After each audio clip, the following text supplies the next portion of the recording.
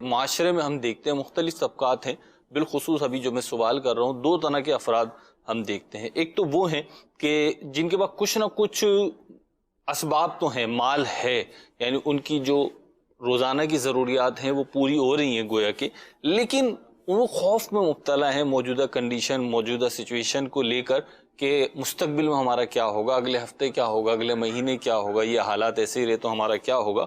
اب وہ جو ہیں سائل بن کے کھڑے ہو گئے، انہوں نے بھی دستے سوال دراز کر دیا کہ ہماری مدد کی جائے۔ اچھا، دوسرے وہ لوگ ہیں کہ جو بہت ہی کمزور ہیں، مالی طور پہ، معاشی طور پہ بہت کمزور ہیں، لیکن بہرحال شریعت کی جو طے کردہ حدود ہیں اس کے مطابق وہ مستحق زکوٰۃ نہیں ہیں۔ اب ان دونوں افراد کی مدد کیسے کی جائے، اور بالخصوص جو مستحق زکوٰۃ نہیں ہے اس کا کیا کیا جائے؟ کہ ضرورت مند تو اس اعتبار سے ہے کہ کشائش نہیں ہے، ہاتھ تنگ ہے، کیا کریں؟ دونوں سوال بڑے اہم ہیں۔ جب تک کہ معاشرے کے نفس پر ہاتھ نہ رکھا جائے تو علاج ممکن بھی نہیں ہے۔ ٹھیک۔ اور یہ سوال معاشرے کے نفس کی عکاسی کرتے ہیں۔ مختلف قسم کے جہاں خوف ہوتے ہیں وہاں سب سے بڑا خوف تو غربت کا ہوتا ہے۔ قرآن پاک نے بھی فرمایا شیطان جو ہے وہ غریبی کا خوف دلا کر جی جو ہے وہ تم سے گناہ کرواتا ہے۔ تو انسان کی جیب خالی ہو تو اس کو تو ویسے بخار چڑھ جاتا ہے، ایک فطرت ہے اس کے اندر۔ ٹھیک۔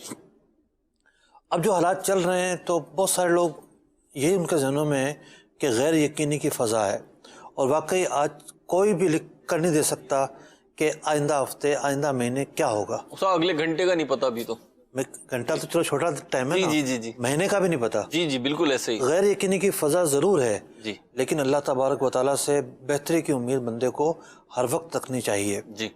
تو اب اگر وہ لوگ جن کے پاس فی الحال تو موجود ہے، کچھ نہ کچھ موجود ہے، جی اور وہ اس چکر میں گھروں سے باہر نکل آئے ہیں، یہ امدادی سرگرمیاں جہاں ہو رہی ہیں وہاں تک وہ رسائی کر رہے ہیں کہ بھئی ٹھیک ہے ابھی تو میرے پاس ہے، لیکن آئندہ اگر حالات اور خراب ہوئے تو کیسے گزارا ہوگا؟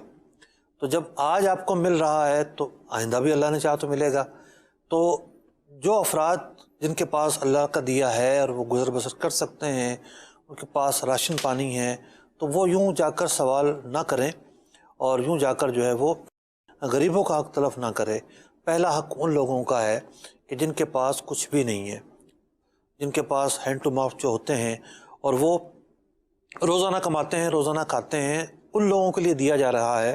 لہٰذا ایسے لوگ جو ہے امدادی اداروں سے راشن وغیرہ حاصل کریں، امداد حاصل کریں۔ اس کے علاوہ جو لوگ ہیں وہ حالات اللہ نے چاہا تو بہتر ہوں گے، حوصلہ رکھیں، امید رکھیں۔ جہاں تک آپ نے سوال کیا آپ نے دوسرا حصہ کہ ایک بندہ ہے کمزور ہے، مستحق زکوٰۃ نہیں ہے، جی اب زکوٰۃ اس کو دینی ہے۔ جی دیکھیے بعض اوقات ایسے خصوصی مواقع آتے ہیں کہ کسی کا آپریشن ہے، شادی کا معاملہ ہو جاتا ہے بعض اوقات، جی اب مستحق زکوٰۃ تو نہیں ہے وہ، جی لیکن گھر کے اندر اگر دیگر بالغ افراد ہیں، ٹھیک ہے، مثال کے طور پر صاحب خانہ جو ہے مرد، وہ مستحق زکوٰۃ نہیں ہے، ٹھیک ہے، اس کی بیوی مستحق زکوٰۃ ہے، صحیح، اس کو دے دیا جائے۔ ٹھیک ہے، اس کے بالغ بچے ہیں، نابالغ تو باپ کے تابع ہوں گے، جی باپ غنی ہے تو اولاد بھی غنی ہوگی، ٹھیک ہے، باپ جو ہے وہ شریف فقیر ہے تو اولاد بھی شریف فقیر ہوگی۔ ٹھیک ہے، تو اگر نابالغ بچے، اس کے بالغ بچے اگر ہیں اور وہ مستحق زکوٰۃ ہیں، اب مثال کے طور پر 16-18 سال کا بچہ جو ہے وہ کیا کماتا ہوگا؟ پاکٹ منی پر چلتا ہوگا، جی جی جی تو وہ اس پوزیشن میں ہے کہ اس کی مالی حیثیت اتنی نیچے ہے کہ وہ زکوٰۃ لے سکتا ہے، تو اس کو دے دیا جائے، تو یوں شرعی تقاضا بھی پورا ہو جائے گا اور اس کی جو مدد ہے وہ بھی ہو سکے گی۔